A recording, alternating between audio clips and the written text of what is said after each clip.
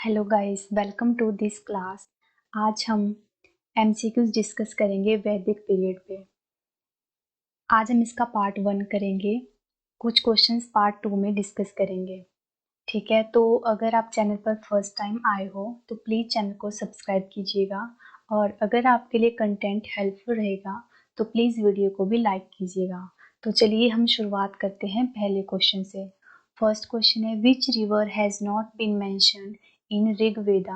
अगर हम ऋग्वेदा की बात करें तो उसमें कौन सी रिवर का मेंशन नहीं किया गया है। ऑप्शंस हैं सिंधु, सरस्वती, नर्मदा एंड ताप्ती।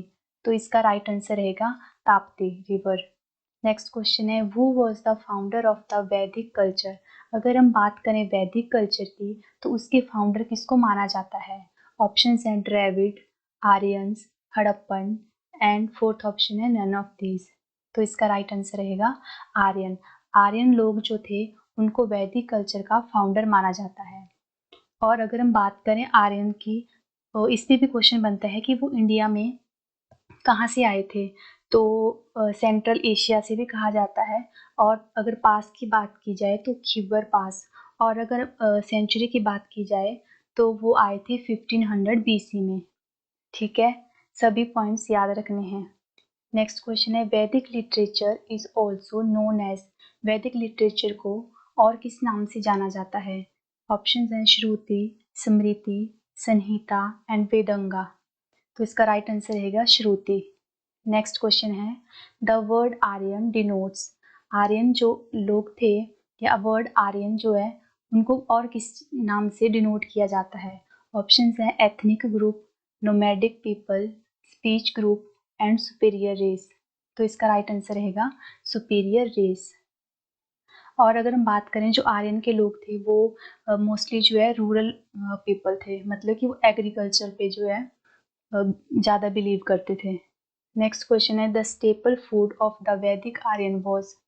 जो वैदिक में आर्यन लोग थे उनका खाना मतलब मोस्टली क्या खाते थे वो। ऑप्शन है barley and rice, second option है राइस एंड पल्सेस, थर्ड है vegetables and fruits and fourth है मिल्क एंड इट्स प्रोडक्ट। तो इसका राइट आंसर रहेगा milk and its product. Next question है, which of the following is the major impact of Vedic culture on Indian history. जो हम बात करें वैदिक कल्चर की तो इंडियन हिस्ट्री पे जो इसका मेन इम्पैक्ट क्या रहा था।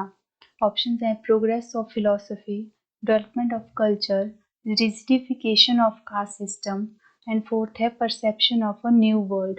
तो इसका राइट आंसर रहेगा रिजिडिफिकेशन ऑफ कास्ट सिस्टम। इस वैदिक कल्चर के दौरान जो कास्ट सिस्टम था वो बहुत ज़्यादा उभर के सामने आया था। नेक्स्ट क्वेश्चन है, who is the most important god in Rigveda. अगर हम ऋग्वेदा की बात करें तो कौन सा गॉड था जिसको मोस्ट प्रोमिनेंट माना जाता था। ऑप्शंस है अग्नि, इंद्रा, वरुणा एंड विष्णु। तो इसका राइट आंसर रहेगा इंद्रा। नेक्स्ट क्वेश्चन है, who wrote a book return of the Aryans. Returns of the Aryans book किसने लिखी है। ऑप्शंस है भगवान S गिडलवाणी, L D Kala, Avinash Chandra Das and D S Trivedi. तो इसका राइट आंसर रहेगा Bhagwan S Gidwani. Next question है, who of the following was the god of morality during the Rigvedic time. अगर हम ऋग्वैदिक पीरियड की बात करें तो गॉड ऑफ मोरालिटी किसको माना जाता था। ऑप्शन है इंद्रा, रुद्रा, अग्नि एंड वरुणा। तो इसका राइट आंसर रहेगा वरुणा। वरुणा को जो है गॉड ऑफ मोरालिटी के रूप में जाना जाता था। और अगर हम बात करें, ये दोनों पॉइंट इंपॉर्टेंट हैं। सोमा, जो सोमा गॉड थे उनको किसका मतलब एक भगवान माना जाता था, किसका गॉड माना जाता था। तो Soma is the god of plants. और अगर हम बात करें मारूफ की, so he is the god of storms. ठीक है, नेक्स्ट क्वेश्चन देखते हैं, which one of the following assemblies was also called Narishtha meaning a resolution that can not be broken. यहाँ पर पूछा जा रहा है कि नीचे दी हुई असेंबली में से किसको नरिष्ठा के नाम से भी जाना जाता था, जिसका मतलब है ए resolution that can not be broken. Option है गणा, विधाता, सभा एंड समिति। तो इसका राइट आंसर रहेगा सभा। नेक्स्ट क्वेश्चन है, which of the following does not come under Shruti literature. Option है ब्राह्मणा, वेदंगा, आर्यंका एंड उपनिषद। तो इसका राइट आंसर रहेगा वेदंगा। नेक्स्ट क्वेश्चन है the Vedic river Vitasta has been identified with. Question में पूछा जा रहा है कि अगर हम वैदिक पीरियड की बात करें तो जो वितास्ता रिवर है वो किस रिवर को डिनोट करती है आज के टाइम में। तो ऑप्शंस हैं रावी, झेलम, चिनाब एंड ब्यास। तो इसका राइट आंसर रहेगा झेलम। जो मॉडर्न अगर हम मॉडर्न डे की बात करें तो झेलम को जो है ऋग्वैदिक पीरियड में वितास्ता नाम से जाना जाता था। इंपॉर्टेंट है, याद रखना है।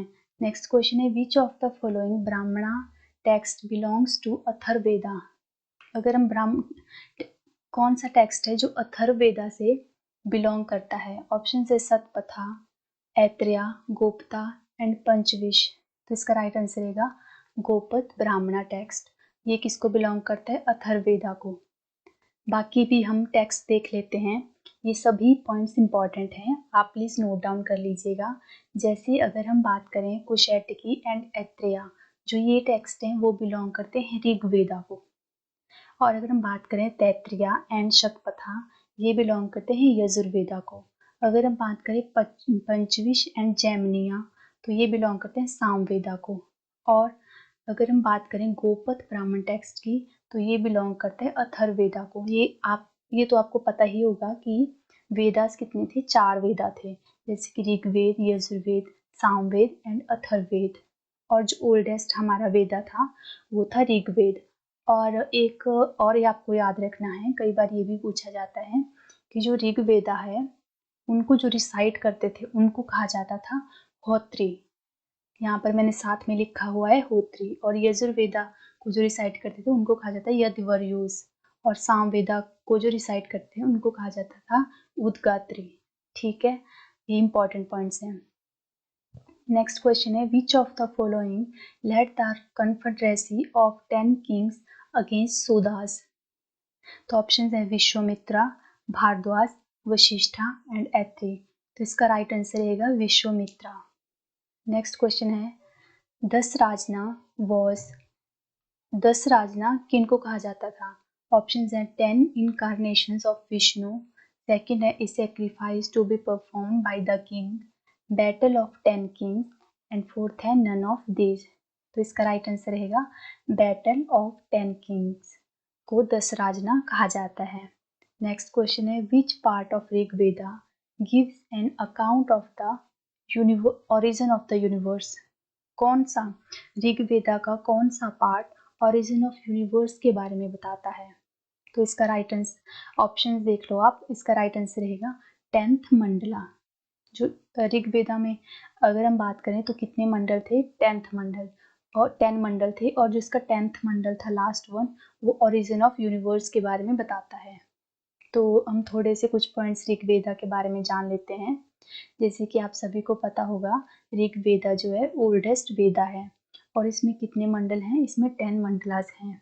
अगर बात करें हाइम्स की तो 1028 हाइम्स हैं। और इसमें से अगर बात करें 250 हाइम्स जो कि डेडिकेटेड हैं इंद्रा को। अगर बात करें अग्नि देवता की तो उनको जो है 200 हाइम्स डेडिकेटेड हैं। और ओम का जिक्र जो है ऋग्वेदा में कितने टाइम किया गया है, 1028 टाइम्स। और अगर हम बात करें जन का मतलब होता था ऋग्वैदिक पीरियड में वो किसी एक पर्टिकुलर ट्राइब को डिनोट करता था। तो उसका जिक्र जो है ऋग्वेदा पीरियड में ऋग्वेदा में 275 टाइम्स किया गया है। और अगर हम बात करें सरस्वती रिवर की, सो इट इज द मतलब डीटी रिवर ऑफ वैदिक पीरियड।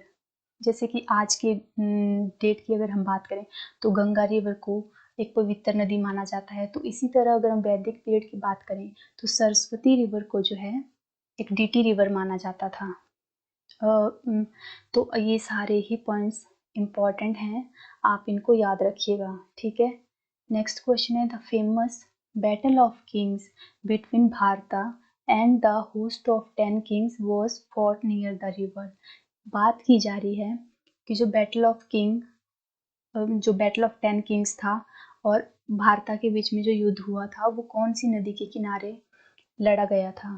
तो इसका राइट आंसर रहेगा पुरुषानी। और आपको याद रखना है कि जो पुरुषनी रिवर थी उसको आज की डेट में रावी रिवर के नाम से जाना जाता है।